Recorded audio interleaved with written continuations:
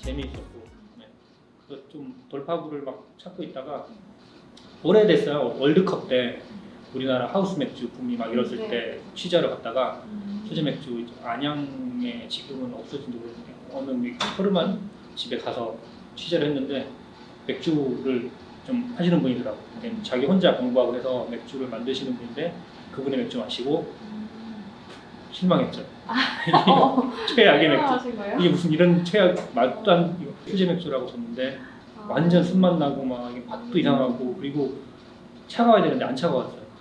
네, 에일이다 보니까 이제 도수를 높고 온도를 그렇게 차갑게 하면 향이 안 나니까 많이 풍미가 없어지니까 그래서 줬는데 맛이 없더라고요. 이렇게 맥주 만들면 망하겠다는 생각을 했었어요.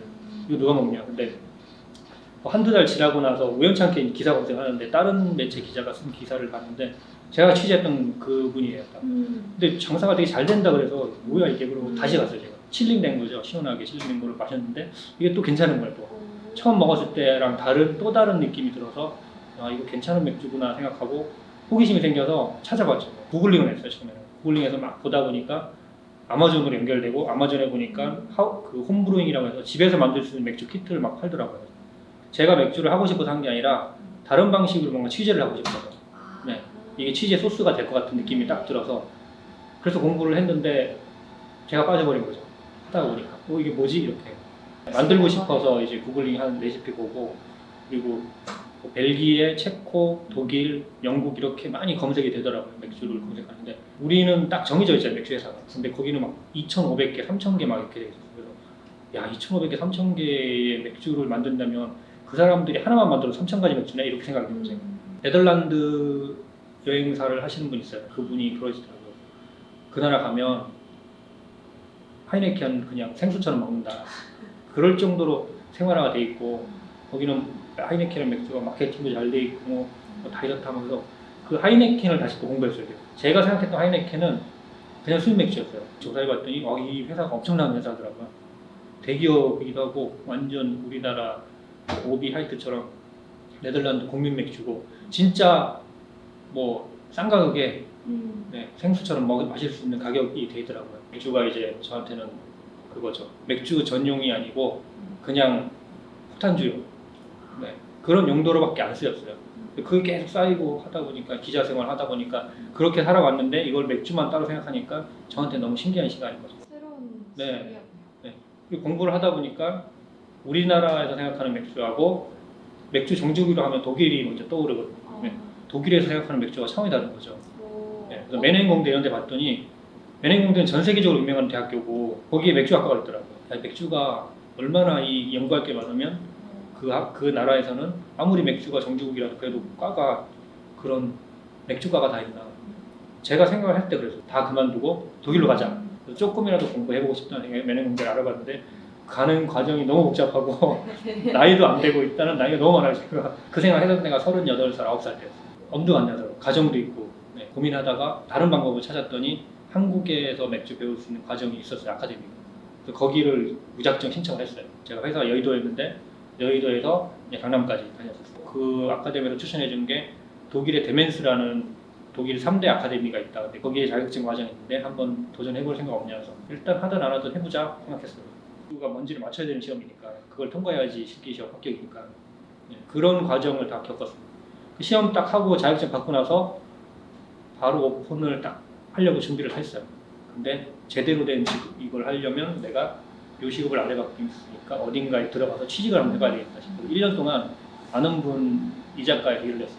맥주가 우리나라 저희 근접 관계 일본 맥주니까 한번 연구도 해보고 싶고 이제 강남이니까 사람이 많을 거라서 분명히 바쁘게 움직일 거라고 생각을 했거든요. 이자카에 하신 분도 되게 뭐 여러 군데 가게 하시면서 정평 놨던 분위기라서 그것도 배우고 싶었고 기본적으로 사실 제가 캠핑하고 이런 거 좋아해서 요리는 좀 할 줄 알았는데 그게 제가 큰 오산. 여기는 판매를 해야 되는 거고 10,000원을 받으려면 10,000원에 대한 타당성한 이유가 있어야 되는데 내 캠핑 요리로 그걸 하려니까 너무 힘든 거죠. 그러면서 이제 그 심화 과정을 더 배웠어요. 이자카야 강남에 있었고 맥주 아카데미 강남에 있어서 다 끝났는데 심화 과정을 한 번 더 배웠어요. 오히려 심화 과정이 한 6개월짜리 더 배워서 이제 완전히 장사할 수 있는 시스템을 어떻게 해야 되나 싶어서 그걸 또 배운 거죠. 맥주집을 오픈했을 때 손님을 어떻게 접대하고 응대하고 맥주 관리 어떻게 하고 이런 거 그 이런 거죠. 맥주 교육이 이런 것까지 다 들어가요. 네네. 서빙하는 방법 그리고 페어링이라고 해서 맥주가 있으면 이 맥주와 어울리는 음식을 어떻게 만들 것인지까지 다 들어가 있어요. 과정에. 그거를 더 신청해서 더 배웠어요. 그때가 제일 힘들었는데 실력이 확 올라갔어요. 제가 생각하기에. 임기응변이 생겼어요. 실내 하실 때 페어링 같은 거 배운다고 네, 하셨잖아요. 네. 그럼 그것도 다 반영을 하셔서 이제 네. 메뉴를 만드셨어요. 네. 초반에 한 1년 정도는 배운 거 토대로 했고요. 그 다음부터는 응용을 하는 능력이 생겨서 이제 맥주에 안 어울릴 만한 음식들이 있어요. 그거를 만들어요, 일부러. 그래서 맥주에 어울리게 뭔가를 첨부해서 만들어버려요. 피자 도 만드는 것도 다 배워서 했고 지금은 도가 반제품으로 와요. 근데 처음에 욕심에 크래프트니까 제가 다 했어요. 근데 주문이 한 3개 정도 들어올 때까지는 제가 하겠는데 4개, 5개 되니까 이게 못 따라가요. 그리고 반제품에서 급속 냉동 처리된 거를 딱 먹어봤는데 이게 제가 생각한 걸 잘못했더라고요. 저보다 훌륭한 사람들이 만든 거다 보니까 맛있어요. 마지막 최종 레시피만 제가 하면 돼요. 최종 소스만. 그것만 저만의 토핑으로 처리를 하면 되겠더라고요. 이렇게까지 할 생각은 없었어요. 하다 보니까 이렇게 안 하면 안 되겠더라고요. 왜냐면 저만 이런 게 아니라 모든 식당 하시는 분, 컵 하시는 분들이 다 그래요. 저는 처음에 저만 그런 줄 알았어요. 근데 가보니까 아니었어요. 더 해야 돼요. 그러니까 더 시장 조사 들어갔죠. 조사하면서 여러 군데 여기 성북동 외에 다른 데도 막 했는데 성북동이 제 취재 구역이었어요 원래. 여기 문화예술 쪽이 발달했으니까 대사관도 많고 그래서 그 기억이 딱 나서 여기 와서 둘러보니까 이게 좋은 것 같다. 어차피 내가 낯익은 동네고 주위에서는 다 반대했어요. 한국 여기 맥주집이 몇 마리냐. 제가 들어오면서부터 맥주가 막 수제 맥주가 거의 붐이 일어나는 격이고 여기 탭하우스 이름도 걸고 데가 있었는데 저희처럼 아예 진짜 맥주 위주로 전문적으로 하는 데는 없었어요. 호프집에 수제 맥주 한 2-3가지 있는 네네. 저처럼 막 15개, 16개를 갖고 있는 데는 없었어요. 그 전문적으로 관리하는 데도 없었고 아예 워크인이라고 해서 맥주 전용 냉장고 갖고 있는 집이 아예 없었어요. 보통은 이제 뭐 타워라고 해서 이렇게 냉각 시스템 갇혀있는 거 저희는 사람이 직접 들어가서 관리하는 저런 큰 냉장고 워크인이라고 하는데 저거 갖고 있는 데가 저희밖에 없어요. 처음에 하실 때부터 저 네. 탭도 위에 다 네네 대입적으로 구상을 해서 네. 하신 거예요? F64라는 이름이 네. 그 카메라 조리개 숫자예요. 네. 그 대형 카메라의 최소 구멍 숫자인데 거기 이제 제 사진 정체성이랑 그다음에 이제 맥주의 정체성 그 되게 세심하게 관리되어야 될 조리개인데 맥주도 이렇게 하겠다 뭐 이런 뜻으로 만든 거고요. 처음부터 아예 계획을 다 스케치를 다 했어요. 그래서 목공하는 그런 친한 분이 있었는데 그분한테 부탁을 했죠. 똑같은 거 15개가 아니고 다 다른 게 15개. 전 세계에 진짜 딱 하나밖에 없어요. 외국 분들도 외국 브루어리 분들도 놀러 오실 때 보면 저거 보고 다 놀라셔요. 뭔가 펍을 운영하는 데 있어서도 크래프트 정신을 적용하고 싶었던 네네네. 것 같아서 그게 좀 뭔가 신선하게 로테이션이 저한테는 크래프트 정신이에요. 맥주의 로테이션. 잘 나가는 맥주 15개를 항상 꽂아놓는 게 아니라 바꿔야 되는 거죠. 쓱 바꾸면. 그리고 관리해요. 다 전부. 맥주는 무조건 관리이기 때문에 오히려 소주 이런 것보다 더 관리를 많이 해요. 단백질 막 끼고 이러니까 위생 관리가 철저하게 돼요. 효모가 개입이 되기 때문에 다른 게 들어가면 맛이 바뀌고 맥주 그리고 온도 잘못 맞추고 위생 관리 안 하면 이상한 버터남 냄새도 나고 막 그렇습니다. 제가 청소하고 이렇게 관리하는 거는 맥주 공부했던 것보다 사진 한 개 더 도움이 됐어요. 암체 작업하면서 민감하게 했던 게 여기 그대로 적용이 돼요. 먼지 하나에 민감하게 해야 되고 맥주하고 사진하고 비슷한 점이 되게 많아요. 그래서 제가 더 끌렸던 거. 맥주 양조 과정하고 사진 뭐 필름 찌면 필름 현상 과정, 디지털로 찍으면 포토샵하는 과정이 비슷해요. 다 크래프트예요, 전부. 그래서 그럼 그 맥주를 다 드셔보시는 건지 네. 다 드셔보세요? 그럼 안 마셔본 거는 거의 안 넣는 게 원칙이고요. 제 기준으로서 거의 90% 이상은 마셔봐요. 못 마시는 것도 있어요. 한 10% 정도. 네. 어디 가서 샘플로 먹어보기 힘든 것도 있어요. 그냥 그 레시피 보고 맥주 회사에서 주는 설명 보고 이제 감으로 주문해야 되는 맥주도 있어요. 제가 약간 맥주 온탭이 다른 데보다 한 박자 늦을 때도 있어요. 그게 이유가 뭐냐면 마셔봐야 되기 때문에. 종류가 이렇게 뭐 라거, 에일 이런 종류인데 라거는 저는 음용성이에요. 너무 독특해도 싫어요. 막 요즘에 막 허브 넣고 막 하는 것도 있고 하거든요. 그런 거는 손님들 기준에서는 소믈리에 기준에서는 좋아요. 독특하니까. 근데 손님들 입장에서는 되게 꺼려져요. 특히 라거는 위험한 맥주. 우리나라에서 하스 하이트가 기준을 잡아놨기 때문에 그것보다 맛있거나 해야 되는데 그것보다 특이해지면 안 돼요. 네. 제가 느낀 바로 그래요. 차라리 맛있어야 되는데 막 우리나라 사람들의 제일 취약점이 허브에 되게 취약해요. 향신료 들어가면 막 애매해져요. 네. 그래서 너무 강한 향신료 들어갔거나 도전 정신이 너무 강한 맥주도 있어요. 그런 맥주들은 라거 종류는 피하는데 에일은 지금 예전에는 안 그랬는데 지금은 에일 쪽에서는 도전을 많이 하세요. 그래서 에일은 좀 특이해도 괜찮아요. 두 번째는 저는 웬만하면은 좀 덜 알려진 것. 네. 15개가 있으니까 한 3개, 4개였으면 그렇게 못하는데 15개니까 한 4, 5개 정도는 도전적이고 할 수 있는 것 같아요. 굳이 이 맥주를 이 돈 내고 마셔야 되는 이유가 있는 맥주들. 분명히 한 잔 2,5천원짜리는 이유가 있거든요. 또 하나는 되게 잘 나가는 맥주가 있어요. 우리 가게에서도 전국적으로 그 맥주를 팔긴 팔아요. 어느 정도 팔다가 빼요 저는. 한 2, 3달이면 몇 캡을 팔다가 빼서 걔랑 비슷한 다른 회사 거를 집어넣어요. 네. 저는 그게 펍이라고 생각하거든요. 얘 잘 된다고 1년 내내 얘를 꽂아놓는 거는 그거는 뭐 펍일 수도 있지만 제 입장에서는 크래프트 정신이 어긋나요. 네. 도전 정신이 그래서 계속 바꿉니다. 그래서 메뉴판 수시로 바꿔야 되고 그냥 포토샵이랑 할 줄 아니까 하는 거지. 제가 볼 때는 다 그거죠. 자본력이죠. 그럼 그 회사들 건 안 들여오시나요? 아니요, 저는 그런 거 생각 안 해요. 네, 크래프트 비어였다가 대기업에 인수되면서 이제 크래프트 비어에서 탈락된 맥주 회사들이 꽤 있어요, 우리나라에. 손님들 입장에서 그게 뭐가 중요하냐 이거죠. 생산자 입장이지 그건 소비자 입장은 아니에요. 그리고 이 맥주 회사 맛이 없는 건 아니거든요. 그냥 규모가 바뀌었을 뿐이에요. 근데 그거를 차단시켜갖고 할 수 있는 건 없는 거죠. 오히려 비교를 할 수 있게 만들 수 있죠. 이 회사가 대기업을 옮겼다. 그럼 대기업 옮겨서 얼마나 더 잘 만드냐 이렇게 할 수 있는 거죠. 아닌 거는 냉정하게 아니라고 할 수 있으니까. 근데 그렇지 않고 무조건 대기업으로 옮기고 했다고 해서 딱 끊어버리는 건 저는 아니라고 생각합니다. 사실은 제가 마실 때 제 기준에는 이거는 소비자한테 얘기할 수 있는데 카스하이트 저는 맛있어요. 왜냐하면 그 맥주는 그렇게 만들어야 되니까. 그 기준에 나온 맥주예요. 다. 그것보다 더 맛없는 맥주 엄청 많아요. 네, 전 세계적으로도. 페일라고 맑게 마셔야 되는 맥주인데 더 이상 어떻게 해. 이거 맞는 거죠. 그게 자부심이 없어서. 우리나라에 노포가 많이 없잖아요. 특히 술집들은 노포가 거의 없어요.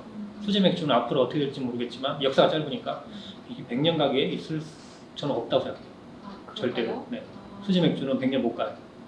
있을 수가 없는 시스템이고 차라리 구멍가게 떡볶이집은 100년을 해도 맥주집 못 해요. 네. 생기면 좋을까요? 이 네. 탭이 앞으로 100년을 가기 위해서 너무 관심이 집중이 되면 안 될 것 같아요. 묻혀있는 거. 떡볶이집 포장마차 갈 때 편하게 가거든요. 그쵸. 맥주집은 아니에요. 그리고 일단은 세금 문제도 아직 안 풀렸어요. 이게 많이 완화가 됐지만 한 잔에 5,000원, 6,000원 이게 말이 안 돼요, 맥주가. 그게 제일 큰 문제니까. 세금이 72%씩 많이 드니까. 첫 번째 요인이 저는 가격이라고 생각해요. 편하게 마시려면 가볍게 딱 먹고 가야 되는데 이게 가격이 확 돼 있으니까. 그리고 사실은 수제 맥주, 크래프트 비어라고 하는데 아직까지는 90% 이상은 다 재료가 수입이에요. 우리나라에서 생산되는 걸로 하는 데도 있지만 한정적이에요. 엄밀히 따지면 메이드 인 코리아가 아니에요. 재료가. 근데 그렇게 만들면 우리나라 모든 상품이 그렇듯이 한국 게 더 비싸요. 근데 이게 지금 잘못된 거죠. 우리나라에서 만들었는데 이동거리도 짧고 한데 왜 비싸? 이렇게 된 거죠. 많이 혜택을 줘야 돼, 세금적으로. 낮춰줘야지. 맥주 한 잔에 제가 팔면서도 이거 왜 이렇게 비싸? 이렇게 생각 들어요. 네.